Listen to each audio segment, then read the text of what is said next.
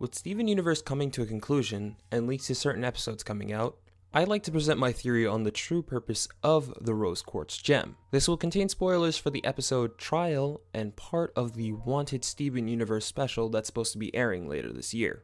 According to the Steven Universe wiki, under History of Rose Quartz, quote, "As a quartz gem, she was created to be a soldier, albeit one with abilities that focused on defense.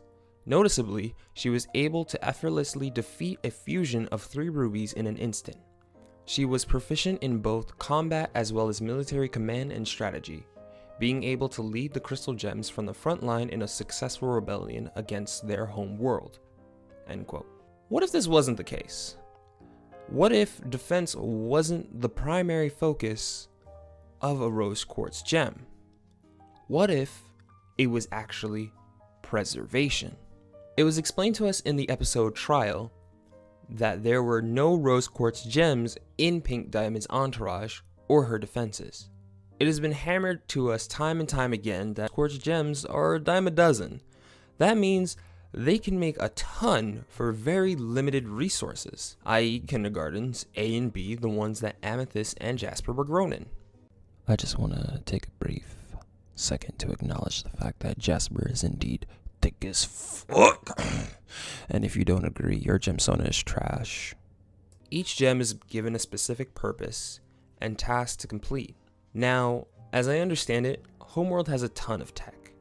However, that hasn't always been like this. I propose the idea that there was a time in which Diamonds tasked gems with ranks of a peridot or higher to scout planets with suitable resources for creating more gems. This could have been accomplished by earlier ship types related to the roaming eye, the 5 rubies used in the episode Barnmates.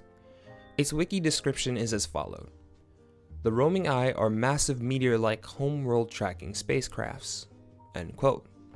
So, it wouldn't be far-fetched to assume the gems on Homeworld advanced to a point in which they could scan planets in search for suitable resources necessary for gem production. When a scout team had located Earth, they had reported about the life form as strange to them. This would be the human beings and other species of life. Seeing as how this is the first planet with life other than gems, it would be worthy of a Diamond's attention on how to further the mission with new variables introduced.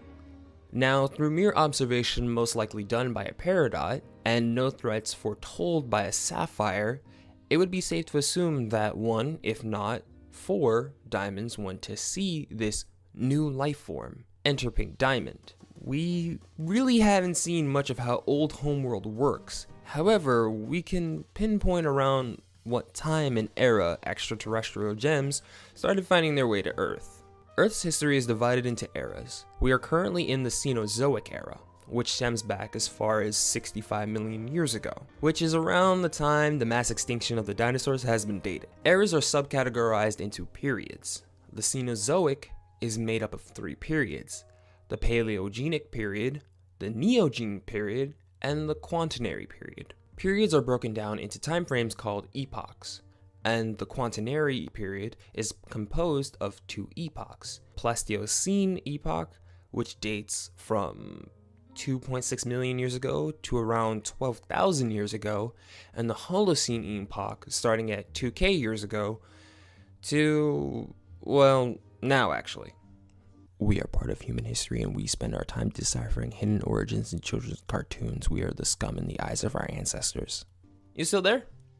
Following along all right? Good. Just making sure. Don't be afraid to take notes. Now, it was around 2.8 million years ago that the first genesis of Homo emerged, but Homo sapiens sapiens didn't enter the picture till around 200,000 years ago. 50,000 years ago, various humans existed and had formed more complex languages that could convey greater details. They had fire, and they had better constructed tools. Anatomically modern humans, along with a handful of various other human archetypes, were running around at the same time. They died out around 10,000 years ago or so. We, the Homo sapiens sapiens, are all that remain. Coming out of the Pleistocenic epoch, or as it's more commonly referred to and easier to say, the Ice Age, it was roughly around this time agriculture was brought into the mix, and humans figured out a way to stockpile large amounts of food which led to them creating civilizations. It was only around 500 years ago or so that there was a scientific revolution. It's stated on the wiki and referenced in the show that the Gem War, or the Rebellion, started and lasted roughly 5,000 years before the events in the series took place. This predates the modern era that we live in, so therefore, we're looking about somewhere around the beginning of the Holocene era, around the time humans started to develop better means of gathering food and defending themselves. The Holocene era is seen as an interglacial period, which basically means the world isn't freezing itself over, which further backs up my theory. If Homeworld really did send scouts, and they came across a half-frozen planet with no signs of nutrition for future kindergartens, they wouldn't bother with it. So it had to be far back enough for it to still be warm for life to exist, but still too early for modern humans to be advanced enough to monitor what enters and leaves the atmosphere. There must have been some kind of system set into place to tell which diamond gets what section of what galaxy, in whatever superclusters. With the means of transportation as fast, if not faster than life itself, it would only make sense that a diamond given information about an estranged life form to be curious and observe. As far as we can tell, this just happened to be Pink Diamond. This could be the origins of the human zoo that we do see in the episode The Zoo.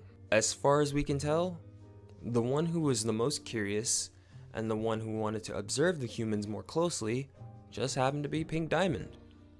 Through observation, Pink Diamond had built compassion for humans, learning how they work, and even capturing handfuls of them to keep for further observation via the human zoo. However, we know from the show that the only reason Homeworld does what it does to these planets is to make more kindergartens, to make more gems, and to continue the cycle. However, with Pink Diamond given the Earth and its resources, she could have created a new gem type with a purpose not yet needed: preservation. So far, we're aware of very few constants among gems. All gems can be poofed, all gems can be shattered, and all gems can be cracked. With gems being shattered and cracked, most likely through the extremities of the search and assimilate tactics, the best part about this is the hardest materials known to man, predating 2009, is diamond, with only diamond being able to cut other diamonds. Oh my. I think that one was a little bit too sexual. Can we play the stereotypical crowd gasp? Yep. Got it. That was perfect. Cool. Thanks. Now, let's talk about rose quartz gems. Like I said, there are constants amongst the gems, with quartz being on the bottom and diamonds being on the top. With diamonds being on the top dog, there was no need for them to be in a situation in which they could be broken or shattered. Gems below diamonds are expendable. With Pink Diamond watching over humans, there must have been a point in history where Pink Diamond has witnessed extinction, wars, and possibly even genocides. Let's face it, humans don't have the greatest history. We're all greedy and fear ourselves, even though the only difference is our skin colors and points of origin. When we talk about the species as a whole, we are referred to as humans. However, the Earth Pink Diamond was fond of wasn't as complicated as it is now. It was more simple, more like small civilizations interacting with one another, creating art, designing cultures you probably study in school today. It's possible that Pink Diamond, as a secret, in addition to creating standard amethyst and jasper quartz soldiers, wanted to preserve the human race by creating a gem similar enough to humans so that they could blend into existing societies, aka rose quartz gems. Now, I know preservation wasn't the main focus of this theory, but if a rose quartz gem's purpose were to preserve human life, that wouldn't be logical by diamond standards to produce them. Humans are inferior. Why create a whole gem line to preserve them or just to act like them? I believe rose quartz gems are purposeless. Pink Diamond made rose quartz gems with the ability to heal life through their tears, which coincide with emotional or physical pain, much like humans when we mourn. But Take your friends and run. They'll keep coming and coming. You don't have to fight anymore. Go. Go.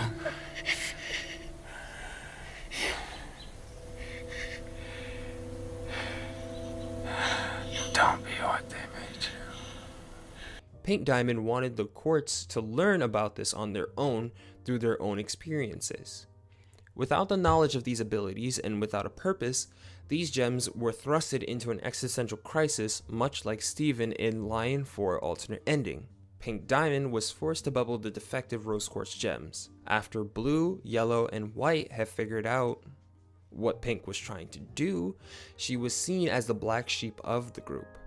Pink Diamond tried again to perfect the rose quartz gem type, this time focusing more resources and tweaking the method of the first batch to a single rose quartz gem. This rose quartz gem would understand the values of life, have the skills of a leader, and compassion to understand what life has to offer, much like Pink Diamond herself. It was around this time Yellow confronted Pink about her actions and tried to convince her to turn Earth into a colony like the planets before them. Pink refuses. Yellow saw weakness in Pink's attempts to make gems that are born with a purpose as obsolete as human beings, thus shattering her, blaming it on her defective rose quartz gems. With a sole gem of its kind, marked as a traitor, and a precedence for life and knowledge, I think it's sound to say you guys know where I'm going with this. Hey, did you make it to the end?